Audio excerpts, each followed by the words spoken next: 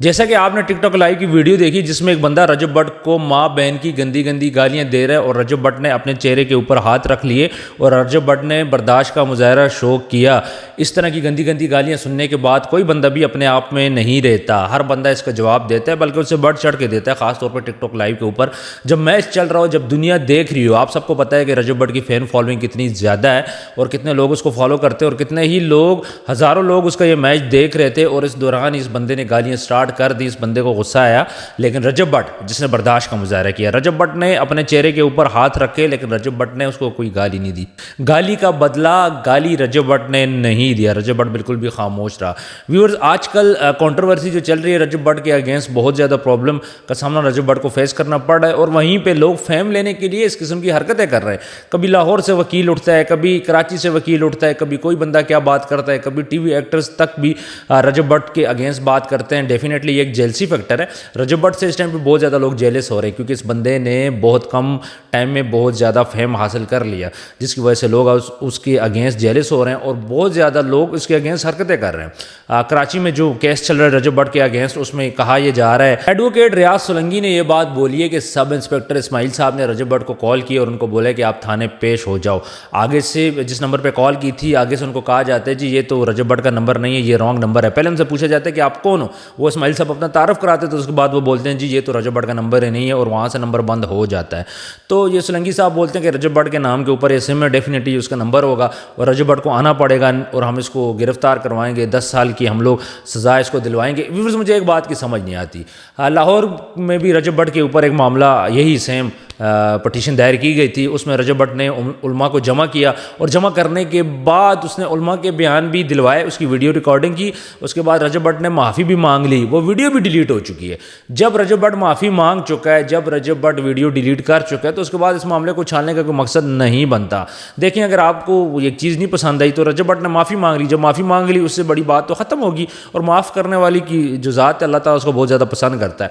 تو ویور، جہاں جہاں پہ اب رجب بٹ جا رہے ہیں، ہر طرف سے اس کو پرابلم کا سامنا فیس کرنا پڑے، اور اب اس بندے نے رجب بٹ کو گالیاں دیں ٹک ٹاک لائیو کے اوپر، جہاں پہ پوری دنیا کے بہت سارے لوگ اس کو دیکھ رہے تھے۔ تو وہاں پہ رجب بٹ کے چہرے پہ ہاتھ رکھ لینا، پھر اس کے بعد رجب بٹ کے باہر فینس کا رش ہونا، کھینچا تانی کرنا، کوئی رجب بٹ کا کالر کھینچ رہا ہے، کوئی اس کو کون ہی مار رہا ہے، اس کو لوگ گاڑی میں نہیں بیٹھنے دے رہے، تو وہ گھر سے باہر نہیں نکل سکتا۔ جہاں اتنے زیادہ مسائل رجب بٹ کے لیے، وہاں انٹرٹینمنٹ کی دنیا میں اپنا ایک رول پلے کر رہا ہے۔ دیکھیں، سب لوگ بول رہے ہیں کہ وہ فیملی ولاگنگ کر رہا ہے، تو فیملی ولاگنگ کر رہا ہے، اس کو کرنے دیں، وہ رجب بٹ کا اپنا فعل ہے۔ دیکھیں، اس کو اللہ سزا و جزا اللہ ہی اس کو دے گا، لیکن انٹرٹینمنٹ کی دنیا میں اگر ہم بات کریں تو بہت زیادہ پاکستانی ڈراماز ہیں، بہت زیادہ فلمیں ہیں جو فحش چیزیں دکھاتے ہیں۔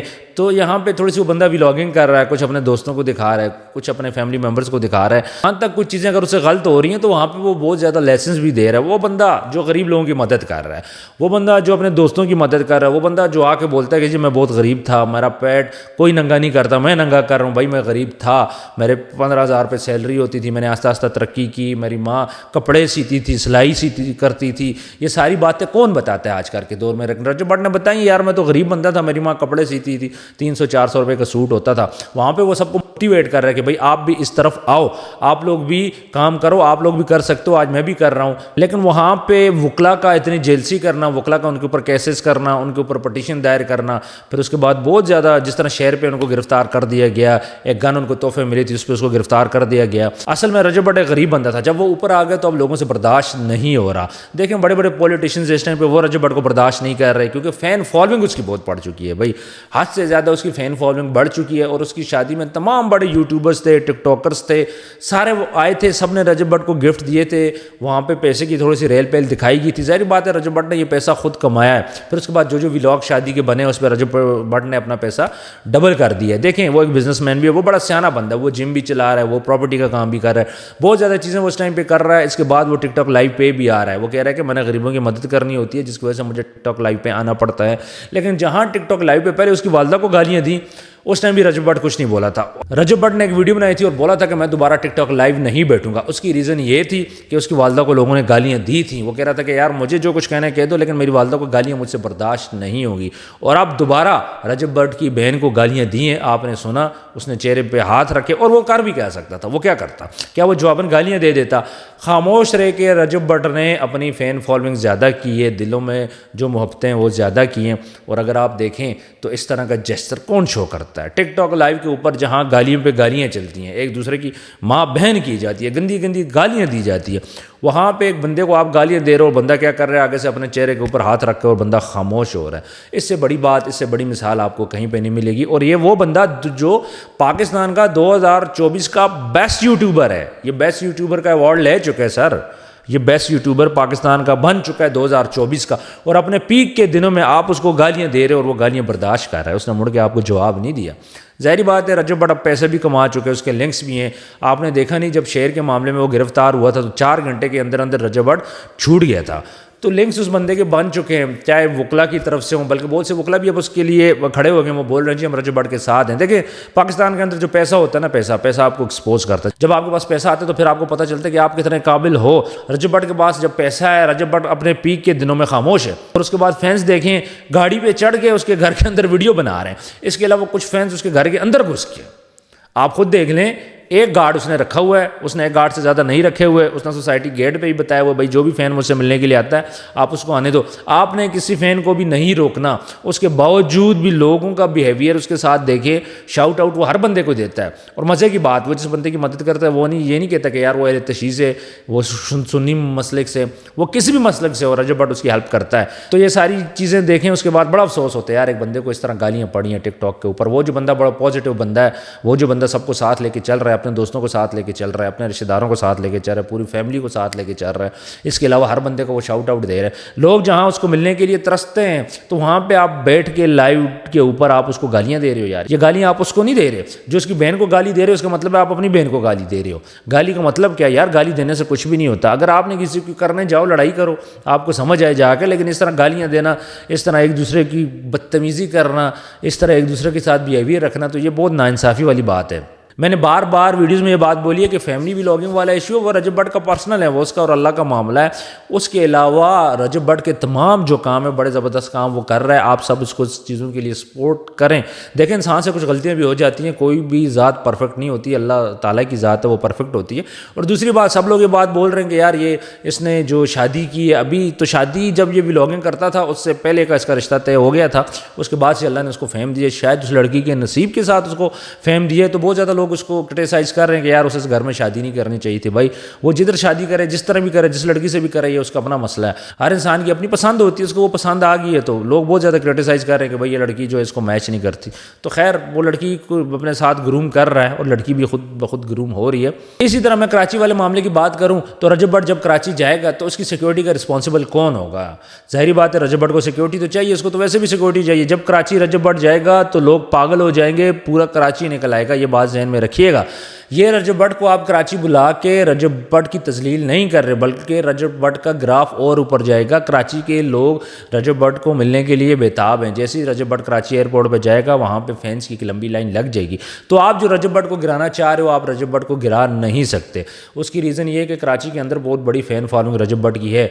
एक दफ़ा रजब भट्ट का कराची जाना है, फिर आप देखिएगा सारा सिनेरियो चेंज हो जाएगा। और उसके बाद ये एडवोकेट सोलंकी साहब जो हैं, सोलंकी साहब एंड पे आके आपने भी मामला ख़त्म ही करना है। ज़ाहिर बात है वकीलों का कोई कुछ नहीं कर सकता। आप कोर्ट में जाते हो, हर टाइम ये वहाँ पे बैठे रहते हैं, ये हर दिन कोर्ट पे जाते हैं, इनको सब चीज़ों का पता होता है। ज़ाहिर बात है कि ले मैन एज अ नॉर्मल बंदा, उसने वकील हायर करना है, फिर उसके बाद उसने केसेस को फॉलो अप करना है, वकील ने ठीक ठाक पैसे मांगने हैं, वकील ने उसको मिसगाइड भी करना है। सबसे पहले जब वकील आपको मशवरा देता है तो सबसे पहले हम ये बात सोचते हैं कि यार ये क्या बंदा सही बात कर रहा है, अपने पैसों के लिए हमें लटका तो नहीं रहा। सेम ये वकील खुद वहाँ पे मौजूद होते हैं, खुद उन्होंने पटिशनें लिखनी होती हैं, खुद सब कुछ करते हैं। ये वकील खुद सब कुछ करते हैं, लेकिन कोई बंदा पूछने वाला नहीं है। लेकिन रजब भट्ट जो है या कोई लेमैन है, उसने तो वकील हायर करना है, वो पैसे देकर खर्चा करेगा। खैर इस टाइम पे रजब भट्ट के पास इतना पैसा है कि वो आपको इजीली डील कर लेगा, इतनी कोई बड़ी बात नहीं है सोलंकी साहब, ये बात आपने जहन पे रखिएगा। और एंड पे क्या हो जाना है, कल परसों आपने एक वीडियो बनानी है और आपने ये बात बोलनी है जी रजब भट्ट फिर माफ़ी मांग ले, और यार माफ़ी वो मांग चुके हैं। अब उसके बाद रजब भट्ट क्या करे? एक रजब भट्ट आए, शाउट आउट दे इस वकील साहब को, तो आप देखें सारा मामला ख़त्म हो जाएगा। جائے گا. ایک دفعہ رجب بٹ کی ملنے کی دیر ہے.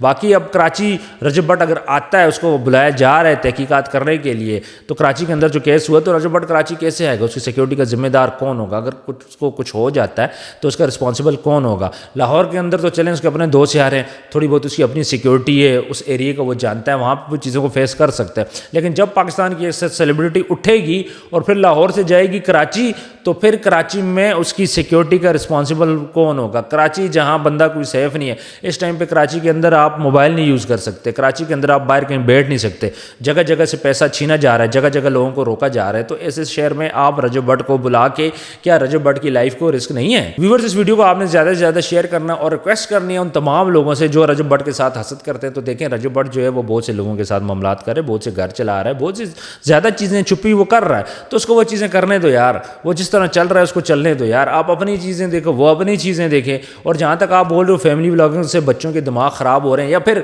پیسہ دکھانے سے بچوں کا خراب ہو رہے ہیں, تو آپ اس کو پازیٹیو سینس میں دیکھیں. تو رجب بٹ یہ بات بول رہا ہے کہ یار آپ پیسہ کماؤ, میں آپ کو پیسہ کمانے کا طریقہ بتا رہا ہوں. رجب بٹ نے طریقہ کھل کے بتایا ہوا کہ پیسہ کیسے کمانا ہے, آپ اس کی ویڈیوز دیکھ لیں.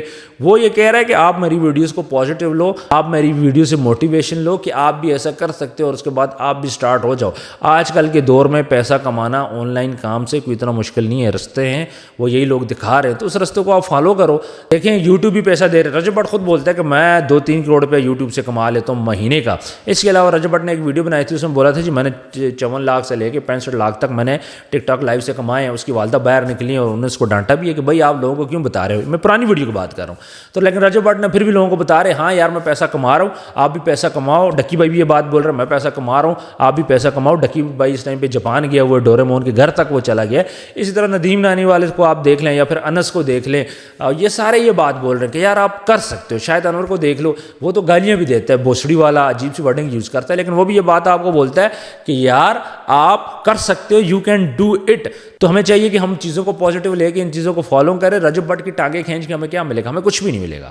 کسی کی بھی ٹانگیں کھینچنے سے ہمارا اپنا نقصان ہوگا, رجب بٹ کا کوئی نقصان نہیں ہونا. رجب بٹ دن بدن اوپر جا رہا ہے, کتنے دشمن ہوں گے اس کی ٹانگیں کھینچنے والے ہیں, تو لوگ اس کے ساتھ ساتھ ٹانگیں کھینچیں گے.